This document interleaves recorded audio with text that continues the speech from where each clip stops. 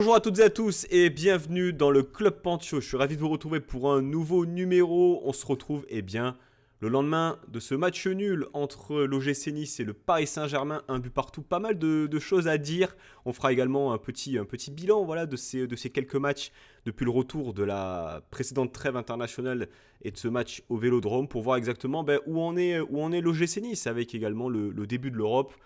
Bref, pas mal de choses à débattre aussi avec les invités du jour sur le match d'hier, naturellement, les performances individuelles.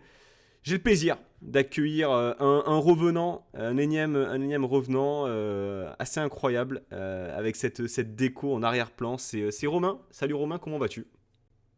Et ça va. Bah écoute, je trouve que la déco, bah, est pas trop mal. Et puis moi, je me trouve super beau là, aujourd'hui ce soir. Tu vois, j'ai le teint vraiment allé. Et écoute, ça va plutôt bien, Pancho.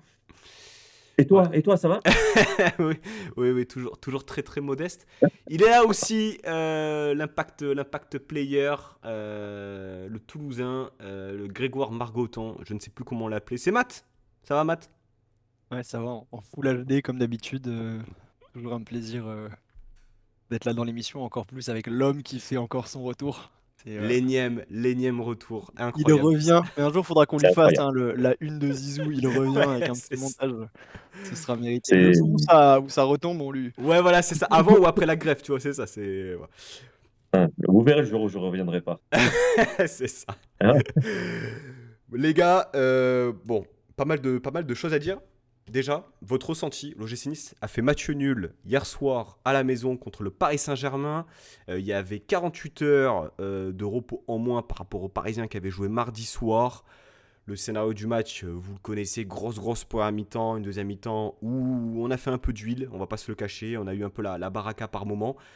Qu'est-ce qui vous anime là, 24 heures après cette rencontre, Romain? Est-ce que tu as un peu de frustration liée à la première mi-temps et à ces deux trois buts qu'on aurait pu scorer, ou est-ce que finalement un point contre le Paris Saint-Germain, c'est une bonne opération? À chaud, on va dire que frustration, parce que quand tu fais une première mi-temps comme ça et que tu n'arrives pas à tuer le match, même si c'est Paris, hein, tu dois tuer le match, clairement. Deuxième mi-temps, bon, un peu frustrante, mais bon, ils étaient fatigués et puis ils avaient beaucoup donné en première mi-temps. Donc, à chaud, frustrant, à froid, frustrant, mais un point, c'est quand même pas trop mal contre le Paris Saint-Germain, même si c'est pas le Paris Saint-Germain des autres saisons. Mais ça va rester quand même un cadre de la Ligue 1 et je pense qu'ils vont plus prendre 3 points en déplacement qu'un point, quoi. Matt, au sortir d'une défaite, lourde défaite à Rome, il fallait se remettre un peu à l'endroit. Voilà, il y avait aussi les festivités autour de l'anniversaire des 30 ans entre voilà, les groupes de supporters de l'Imperia et de l'OGC Nice. Voilà, encore une chaude ambiance à l'Alliance Riviera hier soir, plus de 30 000 personnes. Tout était fait pour faire une belle performance et un bon résultat. Est-ce que tu es satisfait au lendemain de ce match? Forcément un petit peu déçu parce qu'il y avait la place. Après, satisfait parce qu'on a retrouvé un état d'esprit affiché par l'équipe bien plus satisfaisant que celui qu'on a vu à Rome, en tout cas que moi j'ai pu voir de mes propres yeux à Rome. Il y avait aussi une belle ambiance, une belle atmosphère, etc. Mais sur le terrain, j'ai l'impression qu'ils étaient moins lagnac que contre le Paris Saint-Germain. Donc c'est bien de les quitter sur cette impression-là, avant la trêve.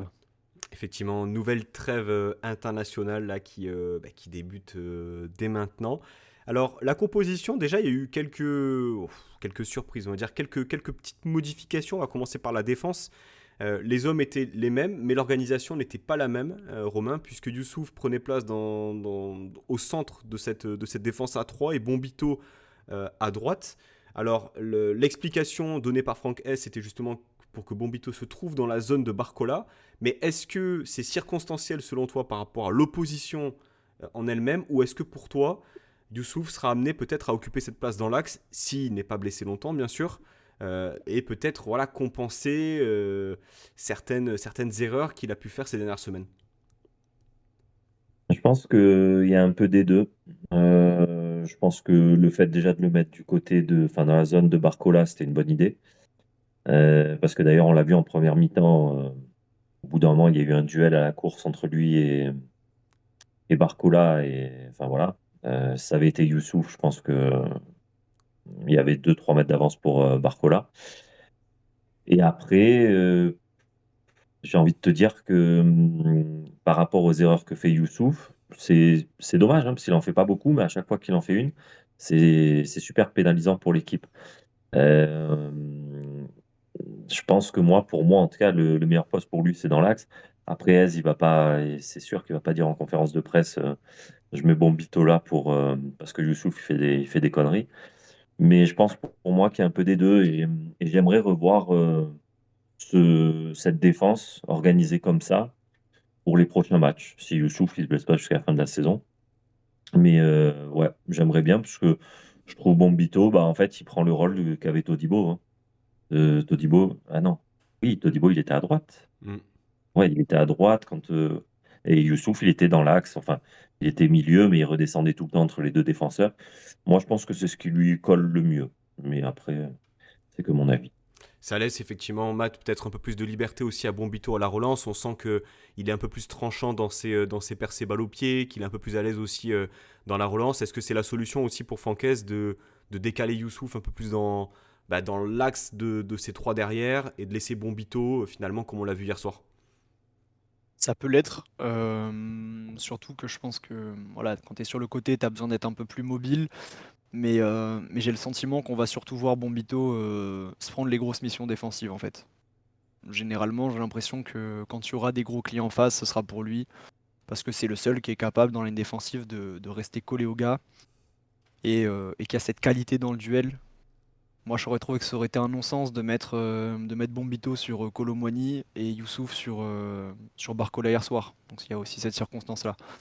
Après, pour le cas Bombito, qui nous a encore sorti une grosse perf, hein, quand même, il nous a régalé. Alors, malheureux sur le but qu'on prend, parce que voilà, ça lui tape dans le talon et il a un peu le rôle du con sur ce but. Mais ouais, je pense qu'en tout cas, ce rôle un peu axial droit, je lui vois plus de perspectives d'évolution.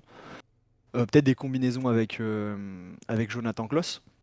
Et ouais, même pour faire progresser le ballon, etc., ça lui laissera peut-être un peu plus d'espace autour de lui. Donc peut-être un rôle un peu plus intéressant que enclavé au milieu de tout le monde.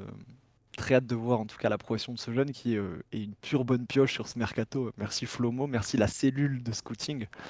Parce que vraiment le profil est parfait. C'est 10 sur 10, Bombito jusque-là.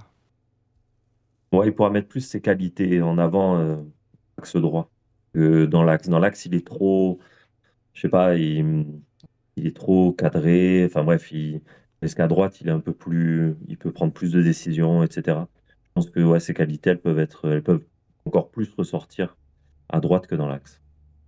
Effectivement, on verra en tout cas, comme tu l'as dit, Matt, encore une grosse performance de Bombito, hein. Ça rappelle cette émission des conclusions hâtives où peut-être qu'on s'est trompé, hein, entre Abdelmenem et Moïse Bombito. Mais en tout cas, vrai plaisir de voir aussi ce joueur-là, au profil un peu à la Todibo, hein, finalement, qui semaine après semaine, en tout cas, montre qu'il a les épaules pour assumer ce poste-là.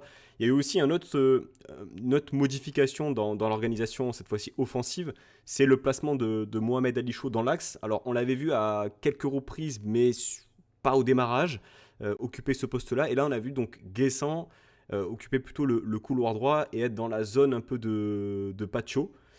Et finalement, Romain, on a vu que Guessant, lorsqu'il y avait une pointe, lorsqu'il partait peut-être d'un peu plus loin, il se montrait encore à son avantage, auteur d'une grande performance hier soir, frustrante aussi, j'ai envie de dire, parce que tu te dis que il lui manque rien en fait pour avoir le dernier geste et finir, je sais pas, avec un but et deux passes décisives hier soir. Ouais, c'est ça. Bon, après, pour reparler du placement, comme tu dis, je pense que le fait qu'il y ait un 9 devant lui, ça, il peut exprimer quand même beaucoup plus de choses que quand il est tout seul dans l'axe. Je pense que Toumer, son rôle, Ez, il vient de le trouver, hein. Il n'y a pas à chier. Ça fait 2-3 matchs qu'on le voit comme ça. 2-3 matchs où il performe vraiment bien. Et comme tu dis, après, en fait, Guessant, c'est pendant le match, les 5 premières minutes, tu as envie de l'insulter. Les 5 autres, tu fais waouh, ce qu'il vient de faire. Voilà, c'est frustration avec lui aussi, exactement le mot que tu as employé. Le jour où il arrivera à. Parce que des fois, tu as l'impression qu'il veut. Il y a ses stats avant la bonne décision, en fait. Donc, le jour où il comprendra qu'une passe D, c'est aussi beau qu'un but, je pense que, voilà, peut-être qu'il y aura une conscience qui sera tout autre. Mais c'est dommage. Voilà. Il y a deux, trois situations qu'il peut mieux jouer. Après, je me dis que si ces deux, trois situations, il arrive à les bien jouer, à bien les jouer dans le futur, on a bien fait de le prolonger parce qu'on va le vendre un bon billet, quoi. Mais franchement, j'ai mis des doutes. Je remets pas en cause ses qualités, mais il arrive à un âge où, certes, hein, tu peux encore progresser, il est pas vieux, hein. Mais voilà, après, il y a des mecs dans le dernier geste ils sont bidons. Mais je pense qu'il est pas très très bon dans le dernier geste. Maintenant, voilà, à voir. On sait en tout cas où se trouve sa marge de progression. On, Matt, on sera loin des 20 buts.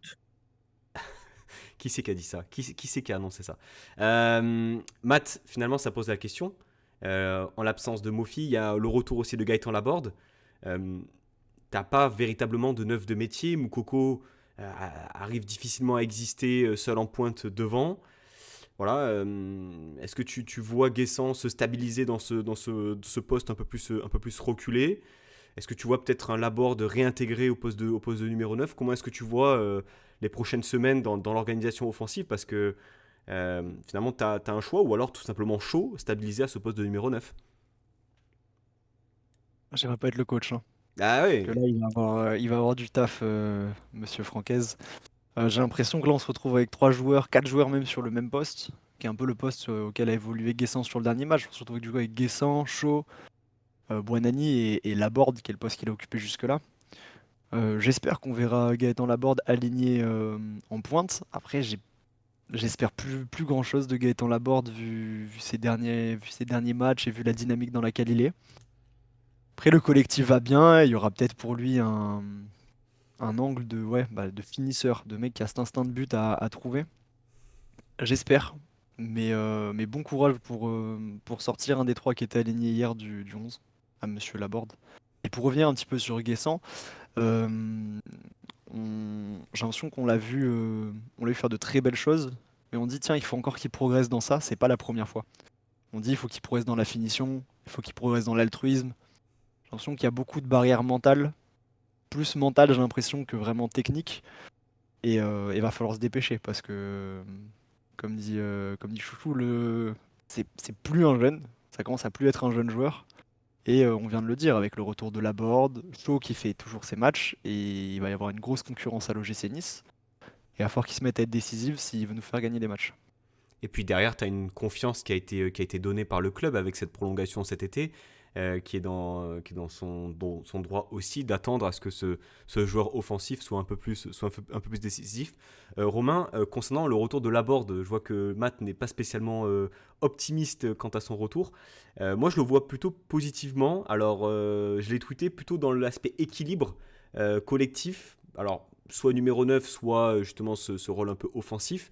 Euh, Dans le sens où on en parlait, on se fait facilement transpercer en transition défensive. Alors hier soir, on a fait un gros bloc. C'est vrai que défensivement, on a été beaucoup plus rigoureux et beaucoup plus proches les uns des autres, peut-être plus bas aussi. Mais est-ce que finalement, la Board n'aurait pas son rôle à jouer aussi dans ce côté équilibre, ce dont parlait Farioli l'année dernière notamment? Ah ouais, moi je pense qu'il y a un rôle à jouer parce que Laborde, ça fait depuis qu'il est à Nice, on l'a jamais vu avec un attaquant proche de lui. Enfin, il était déjà tout le temps sur un côté. Et le fait de le revoir avec un style Guessant à côté de lui, en tout cas, moi ce qu'il y a, c'est que si un jour il y a Guessant Laborde devant, je plains les défenseurs parce que Guessant, mine de rien, le pressing il y va. Et Laborde, c'est un chien. Donc déjà, ils vont bien fatiguer les défenseurs. Mais après, moi, je pense qu'il y a un rôle à jouer avec ce truc de. Parce que Guessant, oui, en phase défensive, il est à droite. Mais sinon, après, il serait axé quand même plutôt pas mal. Et ouais, enfin voilà. Après, moi, c'est un mec que j'aime bien, la Laborde. Donc, j'aimerais qu'il revienne à un niveau sympa, qu'il claque ouais, ses 12 buts. Voilà. Mais Et après, est-ce que ça va rentrer aussi dans ce que veut Eze? Ça voudrait dire qu'il y a un Laborde plus un Guessant. C'est pas le même profil parce que Guessant dos au but, il est quand même très très bon, meilleur qu'un Laborde, mais dans la prise de profondeur, après, tu peux avoir qu'un Boga, même si Guessant il est pas lent, mais je sais pas, je les vois pas être associés tous les deux en fait. Même si j'aimerais, mais un Guessant Laborde, je les vois pas associés tous les deux. Moi, pour moi, à côté d'un Guessant, il faut un mec qui aille à 10 000. Ouais, et puis on a vu que ça fonctionnait aussi, hein. Et Ah bah oui. puis hier Mm. soir, tes trois devant, c'est Boga, Shaw, Guessant, c'est des joueurs qui vont vite, qui Mm. prennent aussi les espaces, hein, on l'a dit, hein. Le différentiel avec un Buonanni, par exemple, lorsqu'il est aligné derrière, et il est saisissant. Euh, donc, on l'a dit, hein, match nul. On a parlé un peu des choix faits. On va peut-être parler également du buteur hier soir. Deux latéraux gauche, hein, qui ont marqué pour cette rencontre. C'est assez rare pour être souligné. C'est le but d'Ali Abdi, chanceux aussi par sa réalisation, hein. On va pas mentir, hein, les deux buts sont des frappes contrées, mais quand même, voilà, à la réception aussi d'un ballon dégagé, puis une frappe contrée. Ali Abdi, donc doublure, on l'a dit, de Melvin Barr. Et alors, ça a été confirmé par Franquès, qui était blessé, qui a joué une bonne partie du match blessé et d'une manière héroïque, qui vient ouvrir le score pour l'OGC Nice pour marquer, eh bien, c'est son premier but en Ligue 1 et son premier but sous notre maillot. Matt, finalement, cette abnégation, ouais, cette célébration aussi. Il marque des points, ce petit Ali Abdi. On lui promettait l'enfer, même défensivement. Je ne sais pas ce que vous en avez trouvé, comment vous l'avez trouvé, mais finalement, il a fait son match. Ouais, ouais, son but est une belle récompense et je trouve il est un peu symbolique son but parce que c'est peut-être une des actions les moins construites et les moins abouties de Nice. Il y a plein de fois où par la passe, par la construction, on s'est retrouvé dans la surface dans des bien meilleures situations que ça. Et là, juste, on était un peu en dedans, on subissait un peu. Des fois, faut serrer le dent, faut tenter sa chance et ça passe. Et ouais, sa célébration, il se tape sur la tête. Et il a raison, c'est dans la tête. Moi, j'adore ce genre de joueur. Donc difficile d'être très mesuré. Après, bravo, franchement bravo pour son match. C'était un gros clé en face. Après, moi, j'ai trouvé qu'on était très en difficulté dans les ressorties de balles côté gauche. Systématiquement, l'axe Dante-Abdi, c'était difficile. Après, bon, il y avait certes une très bonne équipe en face, mais je trouve qu'on a. C'était un secteur de jeu où on a beaucoup galéré. Et, euh, et par contre, pour Abdi, il va falloir commencer à lui donner sa chance. Moi, j'ai pas compris la titularisation de Tom Loucher à la Lazio. Ça reste un piston gauche de métier.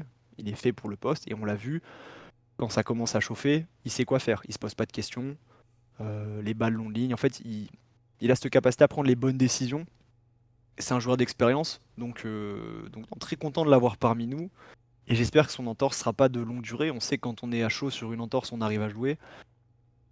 S'il a réussi à faire les 90 minutes, c'est que ça doit aller. Il a fait les 90 minutes d'ailleurs, non? Je Il me sais. semble qu'il joue tout le match, hein. Il me semble aussi. S'il sort, je sais pas par qui il se fait remplacer, mais donc voilà, il y a une petite trêve, c'est bien, il va pouvoir se retaper un peu. Il est pas Et, sélectionné avec la Tunisie? bah, s'il est blessé, il va peut-être pas jouer beaucoup. Ouais, à surveiller en tout cas. Peut-être une déclaration un peu diplomatique de Francaise qui nous apprend qu'il était durement blessé et qu'il va devoir rester sur le banc. Non, mais au bout d'un moment, encore un match où on se fait deux blessés, ça commence à faire beaucoup. Va peut-être falloir aussi un peu, voilà, être un peu diplomate sur les bords avec ce genre de petites blessures qui, on le sait, peuvent être amenées à s'aggraver par la suite. Romain, ton ressenti un peu du stade sur la prestation d'Ali Abdi, finalement, qui s'est retrouvé titulaire lié à l'absence de Melvin Barr et qui finalement, lorsque tu mets bout à bout ses performances, alors un premier acte compliqué à Lens, mais derrière il te fait l'action du match avec ce retour incroyable. Et puis hier il est buteur. Il n'a pas été défensivement mis en difficulté. Et puis, ouais, une hargne, une niaque qui est vraiment transmissive, quoi. Ah bah déjà, tu sens le mec qui voulait jouer en Ligue 1. Et à 30 balais, Voilà, tu sais qu'il va profiter. Il va profiter. Déjà, je pense que le mec, à la base, ça doit être un gagneur, un rugueux, enfin, voilà, qui lâche pas. Mais en plus, le fait qu'on lui donne sa chance en Ligue 1 à 30 ans, je pense que là, c'est décuplé, quoi. Il a une envie qui est décuplée.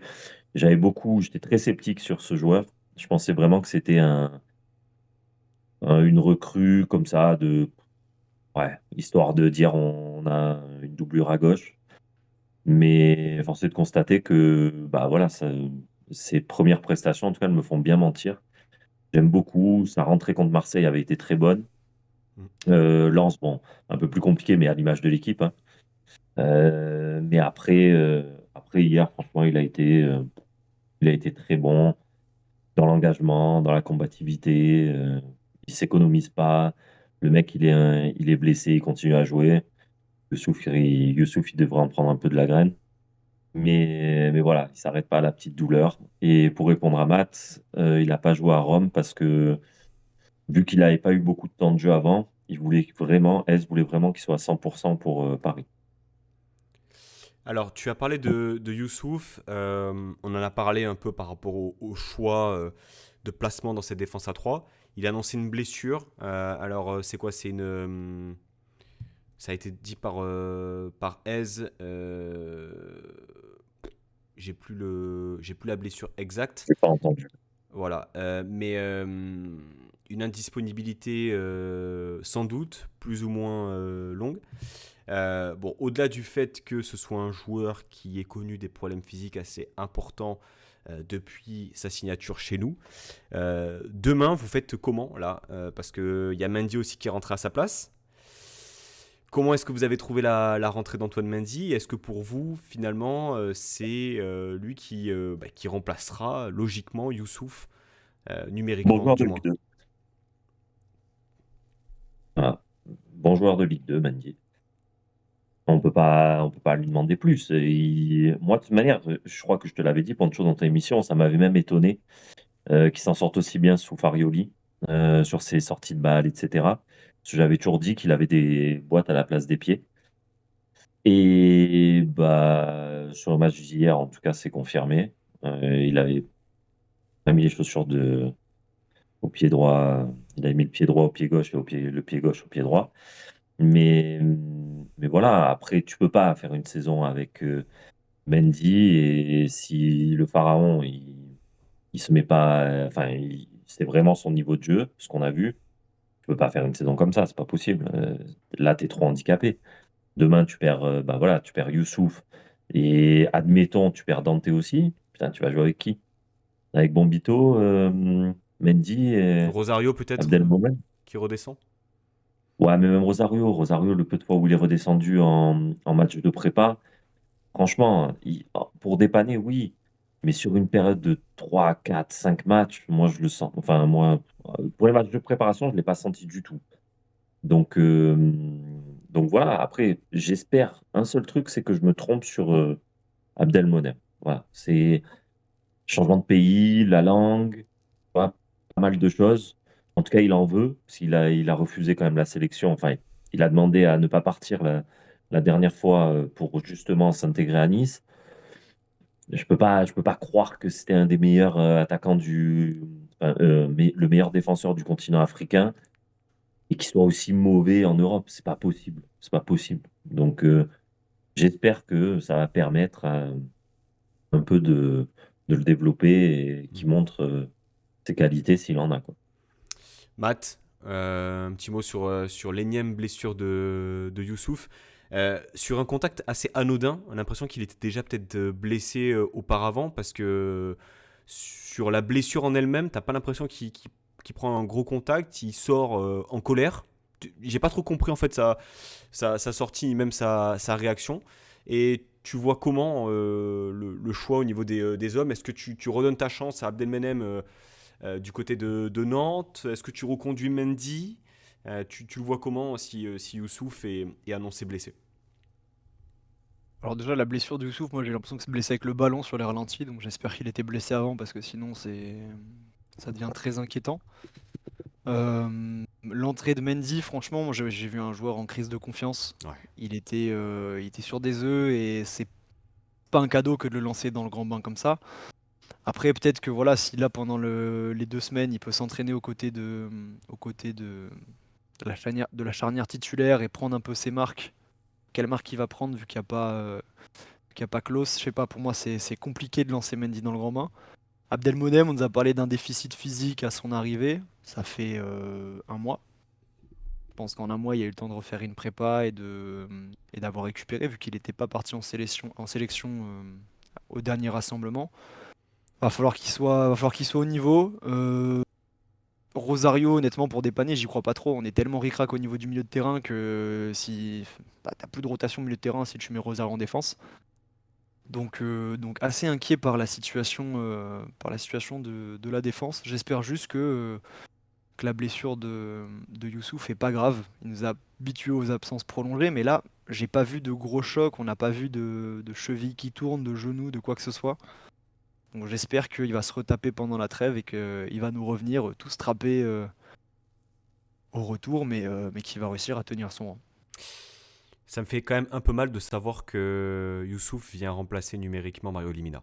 Voilà. J'y ai repensé ce matin et je me dis, quand il est au top de sa forme, c'est un super joueur, mais pour l'instant, en termes de fiabilité physique, voilà, c'est un peu terrible.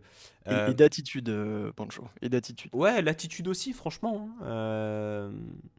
Ah, on a beaucoup perdu, je pense, parce que, enfin là, comme tu l'as dit, hein, sa sortie énervée, j'ai l'impression qu'il était énervé de pas être sorti avant. Je sais pas si du stade on l'a vu déclarer une blessure et demander un changement, Romain, mais on aurait dit qu'il avait demandé son Non, changement et qu'il se plaignait enfin qu'il se plaignait de s'être un peu surblessé, très bizarre. non, bon, moi, je vais pas faire attention hein, pour de bon. Mais de toute manière, Youssouf, faut savoir que c'est un mec, dès qu'il a une gêne, mais on dirait qu'il s'est fait les croisés. Hein. Donc, Youssouf, c'est un mec qui s'écoute, enfin, il écoute son corps, mais un peu trop fort, tu vois. C'est en Il tout cas devrait. ce que dit Francaise hier, c'est que je crois qu'il dit quelque chose comme il a senti comme une lésion, il a voulu pas forcer de trop. Ah, mais il forcera Bah, jamais. Jamais. Un truc comme Abdi, mais il serait sorti, mais direct, il serait mis par terre comme il a fait. Il aura attendu le changement. Mais, et c'était ce qui s'était passé après Bâle, parce que c'est après Bâle, je crois, qu'il se blesse jusqu'à la fin de la saison. Mais moi, on m'avait dit, oui, il s'était blessé, mais c'était pas non plus une blessure qui était contrainte de le laisser de côté jusqu'à la fin de la saison, quoi. C'est voilà, il s'écoute trop, dès qu'il a un petit coup, il s'arrête. Voilà, il va. C'est très dommage. Voilà, c'est très bah, dommage parce que des qualités, il en a, mais au niveau du mental, il est très space. c'est surtout que à Lens, il porte le brassard. Il fait partie quand même C'est ça, mais des c'est joueurs ça. vice-capitaines du vestiaire. Bon, on attend quand même aussi des joueurs qui se saignent peut-être un peu plus. Après, on n'est pas dans voilà, on n'est pas dans le secret des dieux, on ne sait pas exactement ce qu'il a. Ça se trouve, c'est Non, non. sérieux et voilà. Mais bon, il y a quand même des signaux qui sont questionnants s'agissant de Youssouf. On monte d'un cran pour parler du milieu de terrain, les gars. On commence par qui? On commence par qui? Parce que peut-être qu'on va être un peu en désaccord. Déjà, peut-être bon, bah, Tanguy. On commence par les fleurs, on commence par les fleurs. Ouais, putain, quel joueur. Quel joueur. Euh, dans la continuité de ses belles performances, joueur différent. Je sais plus qui c'est qui disait que en termes de ça fait penser un peu à Ben Arfa, c'était Hugo. Pas dans le style, mais dans le côté, ce gars, en fait, on l'a chez nous. On sait pas combien de temps ça va durer, mais profitons-en. Et hier, honnêtement, dans tout ce qu'il a entrepris, son jeu avec le ballon, son jeu de corps, sacré joueur. Donc mea culpa parce que j'ai eu des doutes. Et voilà. Je sais pas du stade ce que Mais t'en as. qui était légitime. Ils étaient légitimes, Pancho, les doutes. Oui, mais après, je me suis pas envoyé les matchs Qui de Galatasaray ni du Napoli, hein, Romain. Donc je parlais sans savoir Pancho, aussi. Hein. Pancho, Pancho, quand tu as un double XL et que tu moules le maillot, que ton maillot il te moule alors que tu es en double XL, au bout d'un moment, il y a un bug. Hein. Donc c'était légitime d'avoir des doutes sur un mec comme ça. Mais après, on savait tous que s'il retrouvait son niveau, c'était une pépite. Mais le retour qu'il a eu à Lyon, il a fait ouais, un Mhm, retour à Lyon, oui. mhm. C'était pas une réussite folle. Euh, Après, enfin bref, tous les clubs où il est passé, c'était pas une réussite folle. Donc là, c'est vrai que je pense que le fait qu'il soit à Nice, moins médiatisé, voilà, ce genre de choses où c'est un truc un peu plus familial, où on doit le surcouver comme on a fait avec Ben Arfa, c'est sûr, ça doit l'aider. C'est sûr, mais c'est un joueur, il est fantastique. Une classe au-dessus. C'est, Une classe au-dessus, vraiment. bah, il a mangé le milieu de terrain de Paris tout seul. Zahir Emery, c'était un enfant. Bon, déjà, c'est un enfant, mais face à lui, c'était un enfant. Voilà, c'était un nouveau-né. L'autre, là, le petit, là, Neves, pareil, il les a tous mangés. Et au milieu, c'est lui le patron. Voilà. T'as le patron. Le mec, tu le vois, il court, on dirait qu'il va se casser la gueule, mais en fait, non, quoi. Il est nonchalant, j'adore, j'adore. Voilà, Ouais. la nonchalance, je suis trop fan des joueurs comme ça, comme pouvait être Balotelli, même Ben Arfa. Et des fois, tu le voyais un peu nonchalant. Et dès qu'il avait le ballon, il accélérait et puis c'était magique. Bah, Ndombele, il fait un début de saison magique. Maintenant, Hmm. faut toucher du bois pour que ça reste comme ça, qu'il reste dans cette philosophie, dans cette mentalité. Et que, bah voilà, il peut continuer à monter en puissance aussi, hein. Matt. Ah, c'est l'ouverture que j'attendais et il est pas encore à 100 Ndombélé. Là, je pense que c'était un bon milieu de terrain, celui de Paris, pour se régaler parce qu'il avait pas de gros clients physiques pour venir l'user. Donc il a pu, voilà, se concentrer sur ses courses, ses dribbles, quelques belles récupérations de balles quand même. Mais je pense qu'il en a encore dans le volume.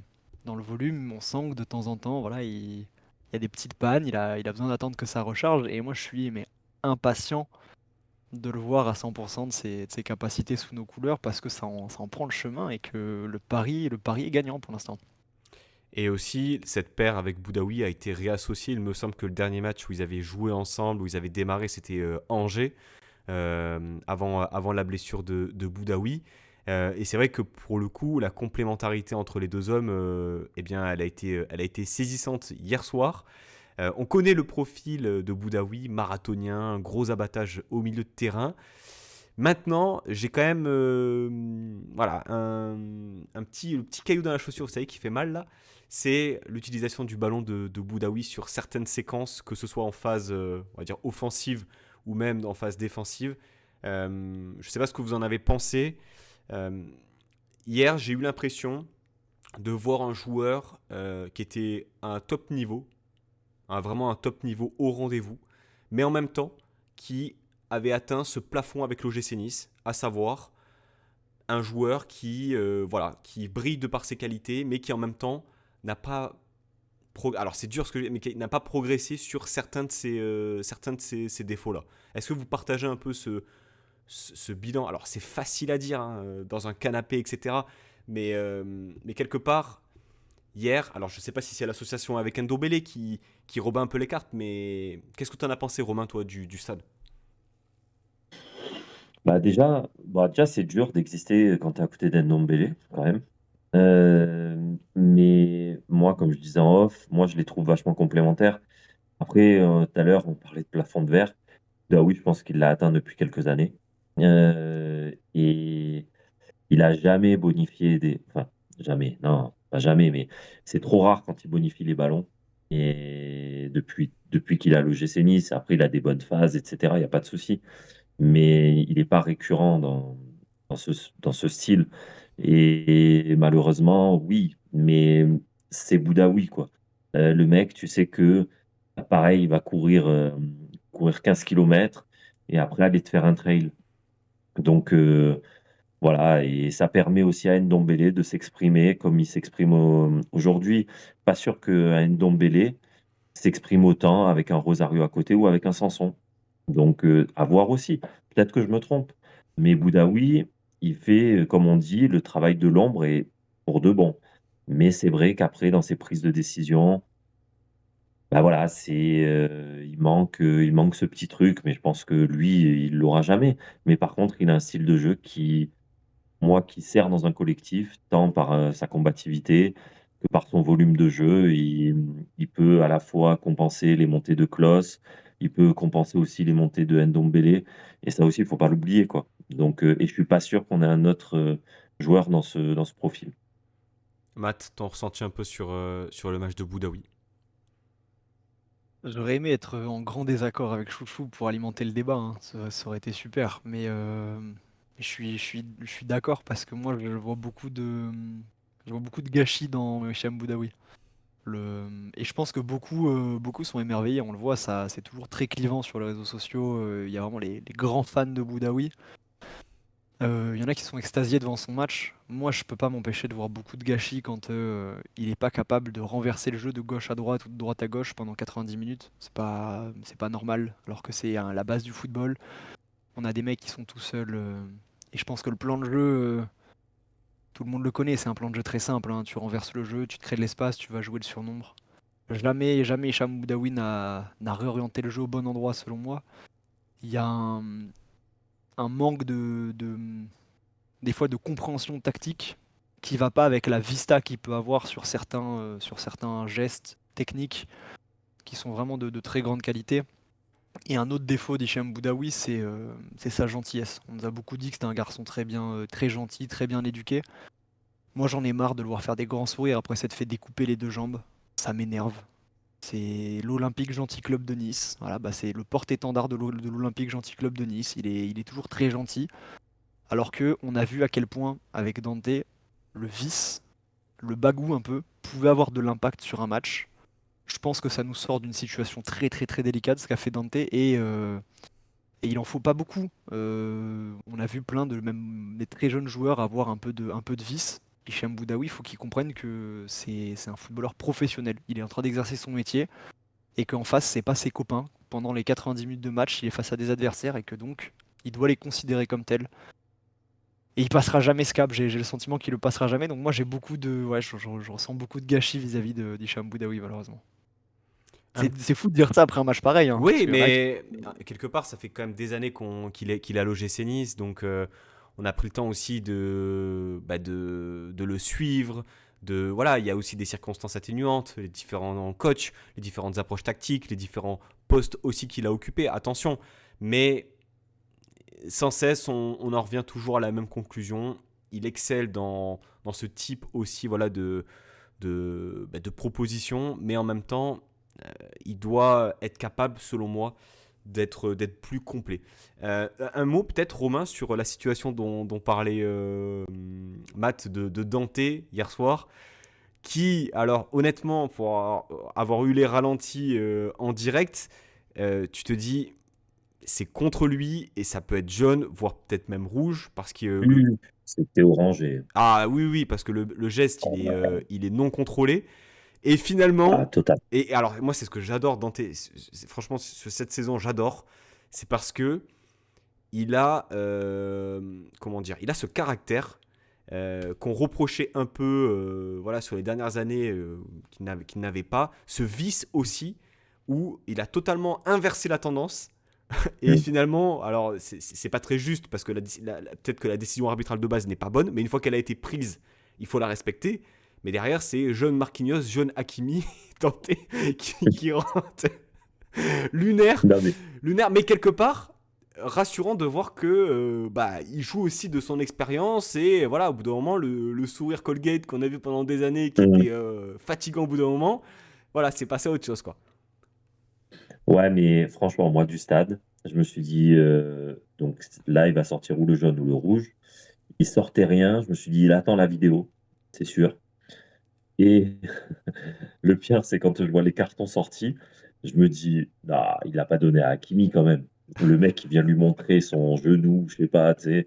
Le mec, il vient de se manger un shoot, mais de l'espace-temps et je regarde sur le tableau là et je vois, bon, vu que c'est les tableaux à l'ancienne là qu'ils ont remis, donc je vois, tu sais, carton jaune, je vois défiler Hakimi.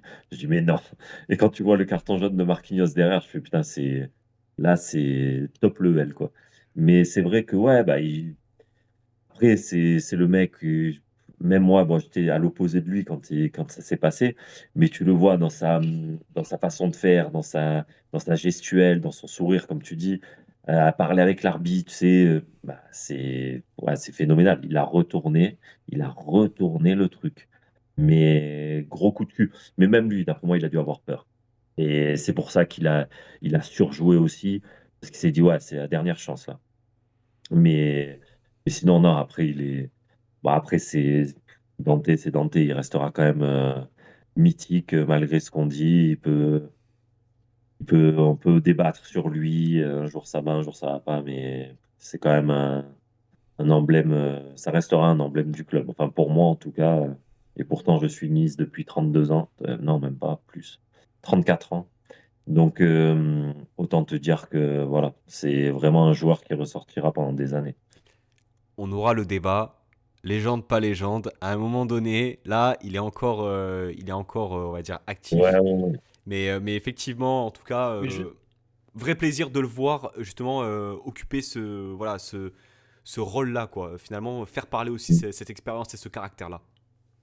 et si je peux juste rajouter un truc sur Dante, j'ai l'impression que la nouvelle règle là, qui fait qu'il n'y a plus que les capitaines qui peuvent s'adresser à l'arbitre, je pense que ça l'arrange énormément, ça l'avantage énormément parce que souvent avant, je trouve il se faisait un peu bouffer, déjà parce que l'équipe suivait pas forcément, et puis je sais pas, là en fait, vu qu'ils ont allez, il y a lui, il y a le capitaine adverse et l'arbitre, c'est beaucoup plus simple pour lui d'imposer un petit peu son charisme, tout ça. Et deuxième chose, je pense que la décision arbitrale, elle est aussi prise en fonction de ce qui s'est passé dans les 10 premières minutes. Parce que dans les 10 premières minutes, il y a 2-0. On sait très bien que ça joue. C'est la domination qu'a mis l'OGC Nice dans le jeu sur les Parisiens. L'arbitre, il est sur le terrain, il le sent. Il sent que les Parisiens, ils sont nerveux, qu'ils claquent des genoux, et que donc ils essayent de gratter, de gratter, de gratter. Et je pense que ça a énervé l'arbitre de voir Hakimi essayer de gratter un rouge à tout prix sur cette action-là. Donc je pense aussi, voilà, le fait qu'on soit dominant dans le jeu va beaucoup aider Dante avec cette nouvelle règle d'être seul face à l'arbitre. Peut-être voilà, de mieux s'en sortir et de moins se faire bouffer comme on pouvait lui reprocher les années précédentes. Et puis Hakimi se lève quand même, selon moi, beaucoup trop rapidement.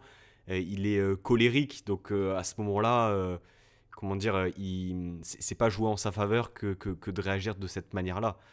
Voilà, on donne des cours pour, euh, pour truquer les décisions arbitrales, mais quelque part, voilà, hein, il y a eu des capitaines aussi qui l'ont fait sous les couleurs de l'OGC Nice, et ça fait du bien de voir Dante se hisser à ce niveau-là.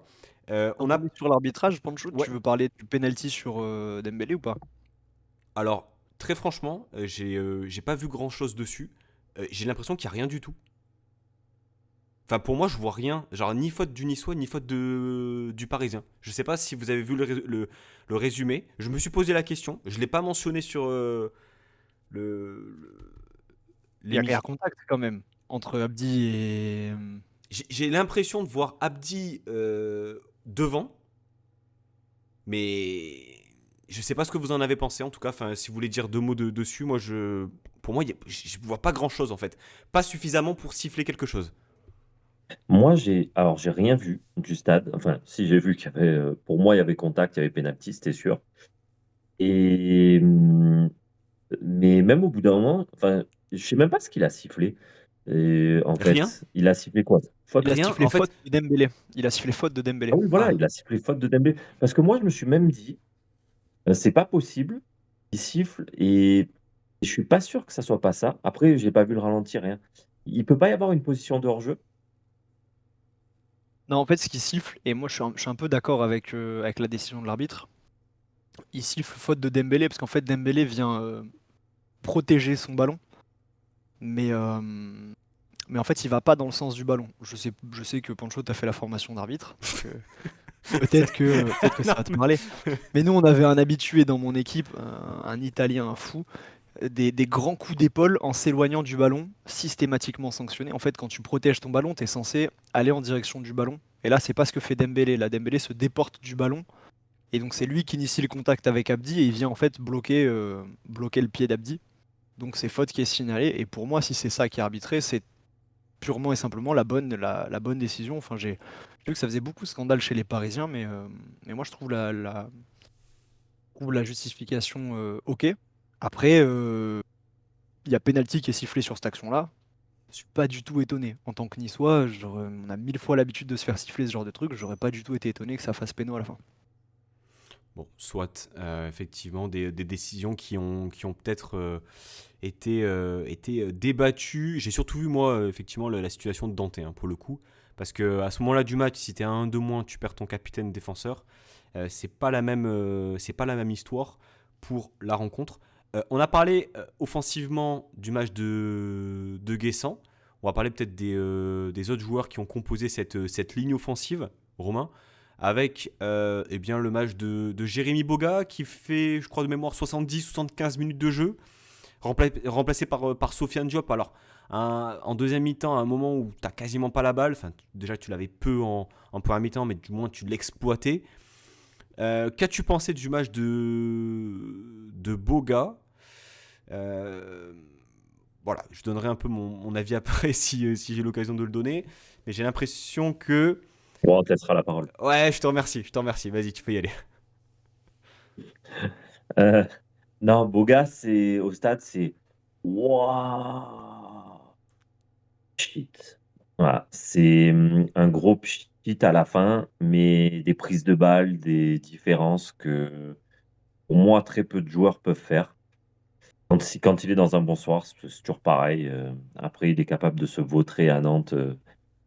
Euh, J'allais dire un autre mot, mais de se vautrer, ouais, comme un débutant à Nantes et de rien faire du match. Mais sinon, dans ses prises de balles, dans la percussion, c'est très fort. Mais après, putain, le QI foot. Oh, putain, il est abyssalement bas, quoi. Il la donne quand il doit pas la donner, il fait le mauvais choix, il frappe pas. En deuxième mi-temps, il frappe alors que il y avait aucune chance de trouver rien que le cadre, ou même, enfin bref. Donc, que de mauvais choix dans les derniers mètres. C'est vraiment très dommage parce que ça pourrait être vraiment notre impact player. Et au final, c'est juste ouais, un pétard mouillé, quoi. Voilà. C'est beau, c'est sympa, mais au final, tu sais que il y a très peu de chances pour que ça amène quelque chose. Matt, assez frustrant le match de Boga, mais finalement on commence à le connaître, hein. C'est un peu malheureusement régulier, c'est-à-dire que il est capable sur une ou deux actions de mettre le feu, mais c'est très compliqué au même titre que Guessant hier de faire le bon choix. Moi, j'étais tendu, hein. Déjà qu'on nous a infligé Patrick Vieira aux commentaires, j'étais passablement agacé déjà. Que ouais, au stade, vous étiez épargné, hein, mais on avait Patrick Vieira aux commentaires quand même, hein, Romain. Je sais pas si tu te rends compte de Je savais même pas, j'étais même pas au courant qu'il y avait terrible. Voldemort au micro. Franchement, Ouais, j'aurais pas été serein. Tu vois, si je l'avais su, j'aurais pas été serein. non, franchement, c'était pesant. Et donc, il s'extasiait sur le coup de rein avec Walid Acharchour. Il s'extasiait sur le coup de rein de Jérémy Boga. Moi, j'en ai marre que Jérémy Boga ait besoin de son coup de rein. Voilà, il y a des fois, il reçoit la balle, il a 3 mètres d'avance. Et alors là, tout à l'heure, tu parlais de jouer pour les stats, Mancho. Là, il s'arrête, il attend que le mec revienne. Et il lui montre, tu sais, c'est un peu, dans l'impression que t'es au futsal ou quoi, tu Hmm. sais, il attend que le mec revienne. Et ah, il lui met coup de rein, c'est bien, hein, il le passe quasiment à chaque fois et tout. Il est très bon dans l'exercice. Maintenant, on n'est pas sur un terrain de street, on est sur un terrain de foot à 11 et le but est quand même de mettre plus de buts que l'adversaire. Donc si de temps en temps il pouvait prendre un peu l'espace, là, les 50 mètres qu'il y a devant lui, ça ferait plaisir. J'en ai marre qu'il joue pas sur sa vitesse. On dit c'est un gars rapide, il met le feu et tout. Il met le feu quand les adversaires sont devant lui. Il y a jamais, jamais les adversaires, il les met dans son dos et ça commence à me frustrer à foison que sur toutes ces prises de balles, il s'arrête. Mais, euh, mais je te laisserai finir ton avis sur. Peut-être Chouchou, que j'ai vu que tu Juste avant que tu donnes ton avis, Pancho, parce que j'ai pas revu l'action, mais je crois qu'au bout d'un moment, il en a une belle. Est-ce que c'est mal joué de sa part ou c'est bien joué de la part du défenseur parisien? Pour moi, la situation, il y a eu. Alors, j'ai en tête des situations similaires qui viennent de la gauche, où Boga, justement, percute, atteint le bon moment. Il y a un décalage. Alors, peut-être que Klos, à ce moment-là, est peut-être trop loin, mais où il doit faire le décalage, où il doit sentir la bonne passe au bon moment, et il le fait pas. Et bon, je vais rien dire de différent de ce qui a été dit, mais je suis totalement d'accord pour dire que Boga est un joueur différent, est un joueur fort dans le 1 contre 1, qui a une conduite de balle exceptionnelle. Il n'y a rien à dire là-dessus. Par contre, au bout d'un moment, il faut qu'il soit décisif. C'est-à-dire que si des fois il faut peut-être jouer différemment et arrêter d'être constamment dans le 1 contre 1 et peut-être jouer d'un centre, d'une passe ou quoi, être un peu imprévisible là-dessus. Voilà, j'ai trouvé que parmi les trois, hier soir, offensivement, c'était le moins bon. Voilà. Je mets Guessant au-dessus et Dieu sait qu'il a fait quand même pas mal de mauvais choix. Et je mets aussi Shaw devant parce que Shaw, on l'a dit aussi, mais depuis qu'il a logé Nice, c'est une régularité constante. Il joue à un poste plus axial qu'il connaît mais auquel il a moins joué depuis qu'il est à Nice et parce que il a été il a été bon, chaud, enfin je sais pas ce que vous en avez pensé. Peut-être moins des réflexes d'un numéro 9 s'il était peut-être allez, un mètre en avance, il aurait mis deux buts en peu à mi-temps. Mais ouais, qu'est-ce que vous avez pensé du match de Shaw positionné un peu plus axial hier soir? Moi, j'aime ce joueur parce que, bah, comme tu disais, hein, c'est régularité. Voilà, il peut être un peu moins bon, mais il passera, pour l'instant, en tout cas, il n'est jamais passé au travers d'un match. Et c'est un joueur qui a tout le temps la banane. Sur le terrain, tu le vois jamais râler. Enfin, j'aime beaucoup son état d'esprit et j'aime ce truc, des fois, son insouciance quand il commence à prendre le côté, à percuter. Voilà, c'est moins technique, c'est moins beau qu'un beau gars, mais c'est tout aussi efficace. Et au final, il apporte plus de danger qu'un beau gars. Et comme tu dis, Pancho, ça fait depuis, je pense, depuis qu'il est parti de Angers, qu'il n'avait plus joué neuf, à part chez nous, hein, sur un ou deux matchs cette saison. Mais voilà, c'est un poste où il faut qu'il se réadapte s'il doit le continuer, s'il doit continuer à jouer ce rôle. Mais en tout cas, voilà, ça a tout d'un bon jeune, d'un bon recrutement, parce que tu sens le gars investi et qui est là au service de l'équipe et qui fait que du bien, en fait. Voilà, je suis fan de ce joueur, j'aime beaucoup. Matt pour Shaw. Mais pas mieux. Pas mieux. Si on pouvait avoir 11 mecs comme ça, je signe tous les jours, hein. L'attitude, même la vista, tout est bon. Moi, je suis complètement convaincu par le joueur. Il y avait des sceptiques quand certains ont vu la somme. J'espère qu'ils j'espère qu'ils sont allés faire un peu de nettoyage sur Twitter, certains, parce qu'il n'y a plus personne qui se plaint. Et je trouve qu'il est quand même.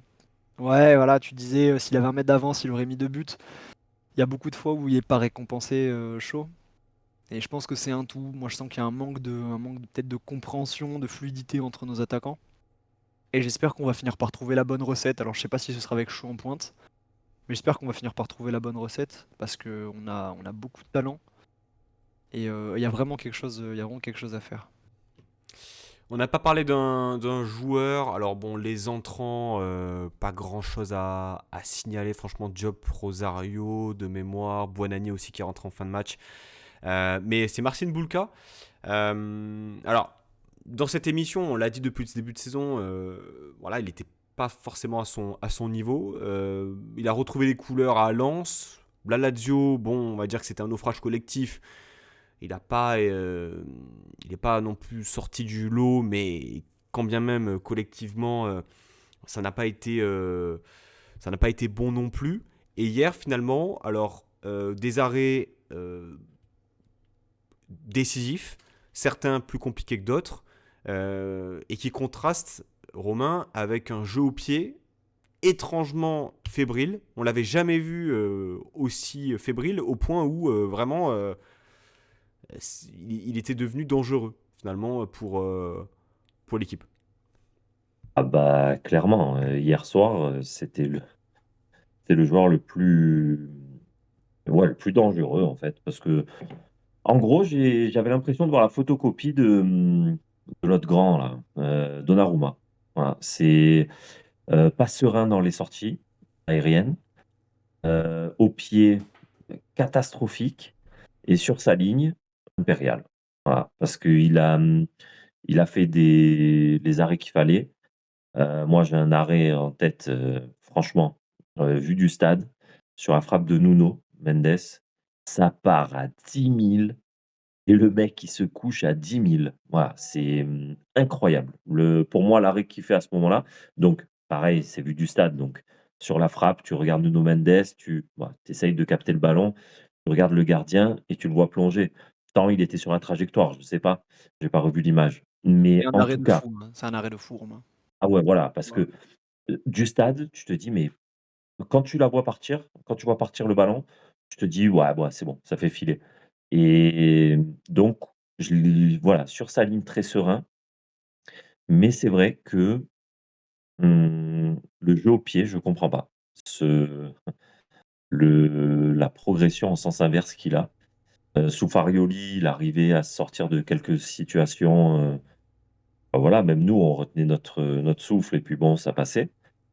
Là, tout ce qu'il a entrepris au pied, c'était catastrophique, hormis ses, dégagements couchés là, où il fait une volée, sur le ballon, où ça allait sur Guessant.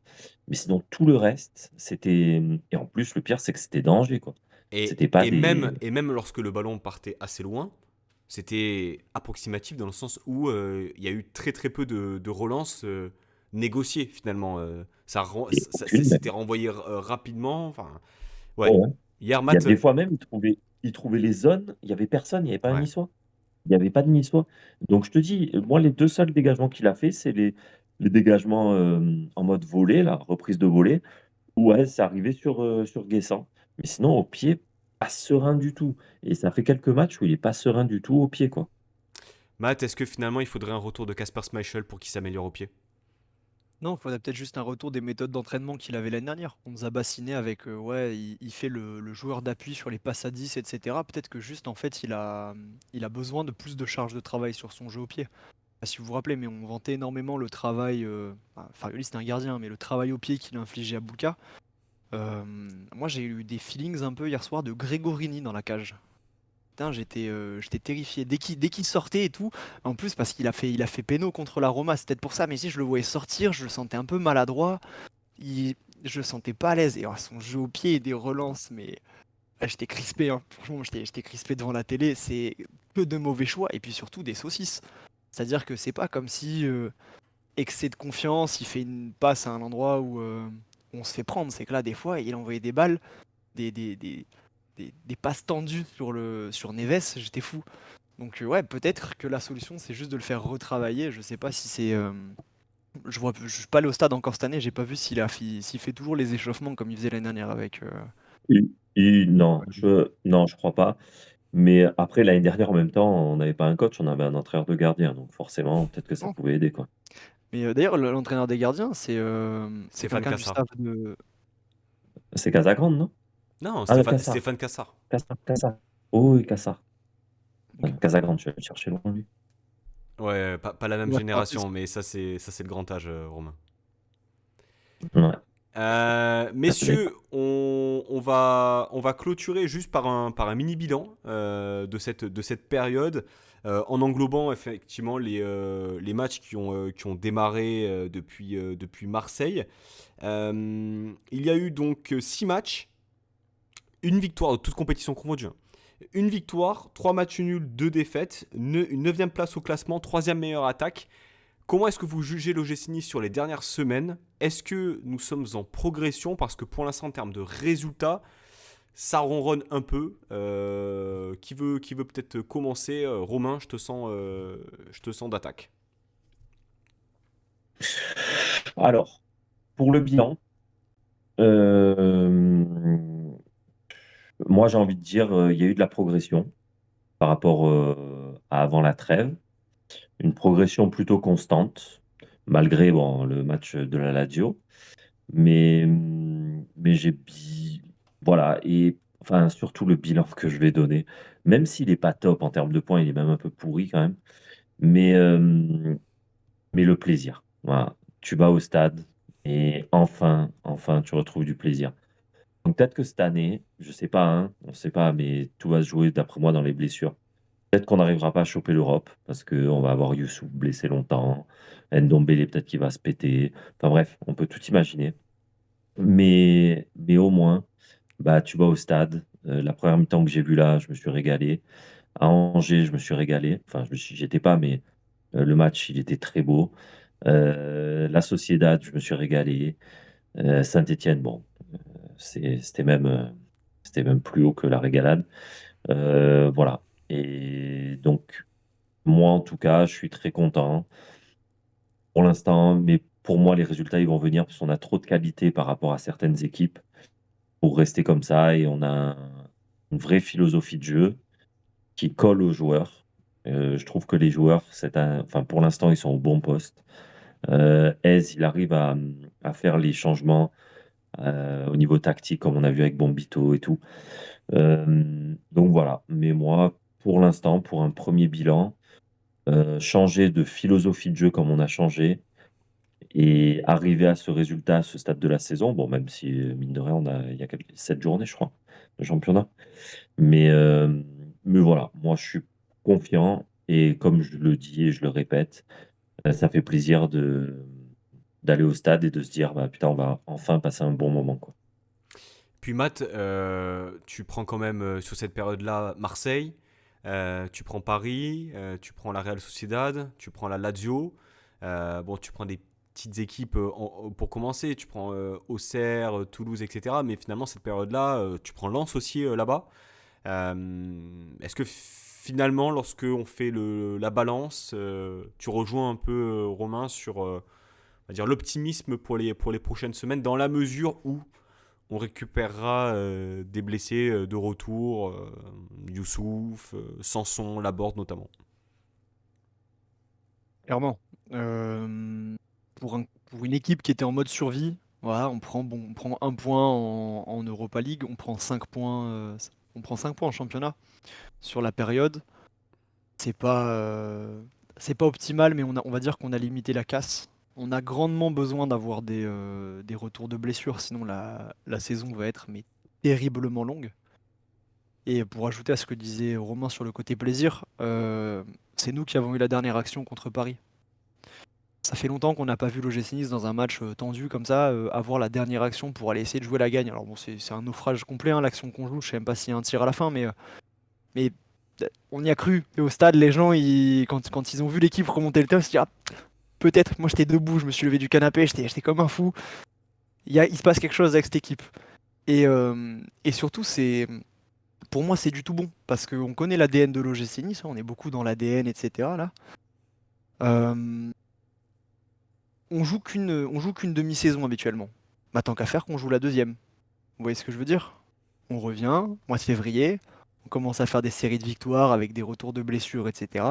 On engrange une dynamique pour la Coupe d'Europe et, euh, et ça va bien se passer. Donc là, voilà, on mange un peu notre pain noir parce que l'infirmerie est pleine, mais je suis globalement confiant pour la deuxième partie de saison. Et voilà, peut-être que cette année, on choisira la deuxième partie de saison pour faire un bon parcours. Et pourquoi pas effectivement vivre une épopée en Europe, vivre voilà des émotions également en Coupe de France. Messieurs, Les merci. vacances à Bilbao. Voilà, par exemple. Messieurs, merci beaucoup pour votre participation au numéro. Nous, on se retrouvera après la trêve pour les prochains rendez-vous. Il y a Nantes, Fenerbahçe qui arrive. Il y a le derby contre Monaco aussi qui arrive très très rapidement. Merci à tous les deux. Et puis Merci, voilà, Pancho. l'émission elle est à retrouver sur toutes les plateformes de podcast, sur également YouTube en vidéo pour voir les beaux hommes qui m'accompagnent. Je vous souhaite une bonne semaine. À très vite. La Baïeta, Issa Nessa. Bah,